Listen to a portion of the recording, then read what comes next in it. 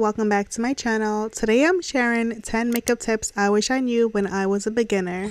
Don't forget to like, comment, and subscribe down below. Let's start with dermaplaning. This will single-handedly change the way your makeup applies to your face by removing peach fuzz as well as any dry skin that may be hanging off your face. It gives you the smoothest canvas to work with.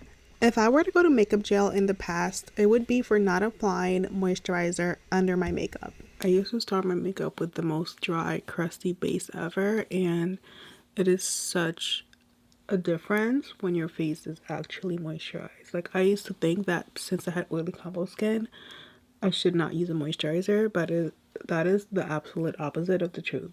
Skipping out a moisturizer can actually make you more oily, so if you have oily prone skin, you definitely don't want to do that.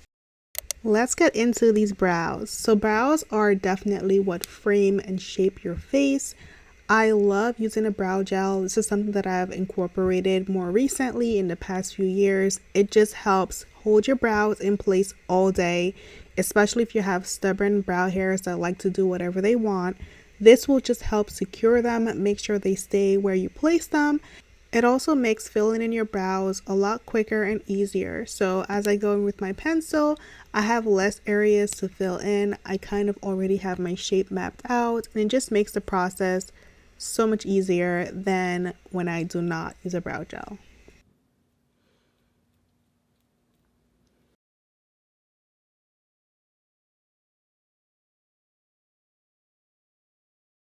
This tip is one of the newest things that I have learned, and it's basically taking your nose contour all the way up under your brows into your eyelid area. This helps give a more natural look to your nose contour. It doesn't look like your nose contour just starts at your nose. It looks like it's just one with your entire face. This is a step you can do while underpainting, which is basically contouring under your makeup. You can also do it with your bronzer or contour once you're done with your entire makeup routine while using like a powder, bronzer, or contour. So you can use this under, over, or both when you're doing your makeup.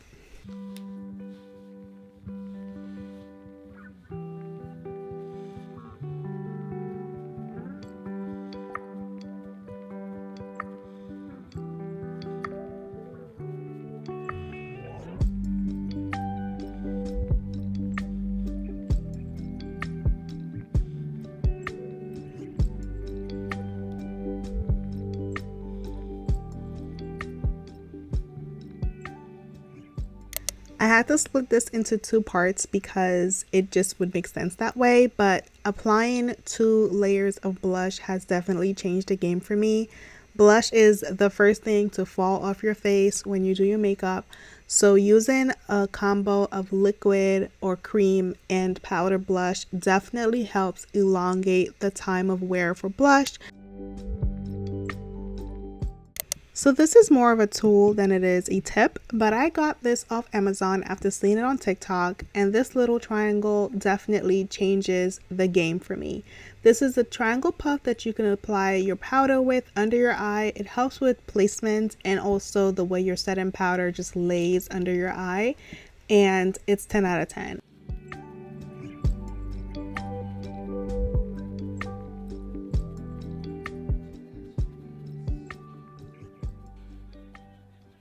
Getting back into blush, we're going to now use our powder blush, and this is just going to help our blush be more vibrant and, like I said earlier, wear a lot longer on our face. I used to be so scared of blush, but I am so into blush now. I love how it just makes your cheeks pop and it just adds a nice bit of color to your face, and using this double method helps it stay on forever. This little tip is something that will transform your under eye. I like doing this right after spraying my face with setting spray. I will take my little puff and apply some setting powder under my eye, but I use a pressed powder, not a loose powder. This will give you such an airbrush look. I don't know what it is about the pressed powder, but it really just airbrushes or gives you the most airbrushed look under your eye. And my favorite powders to do this is the MAC Studio Fix powder.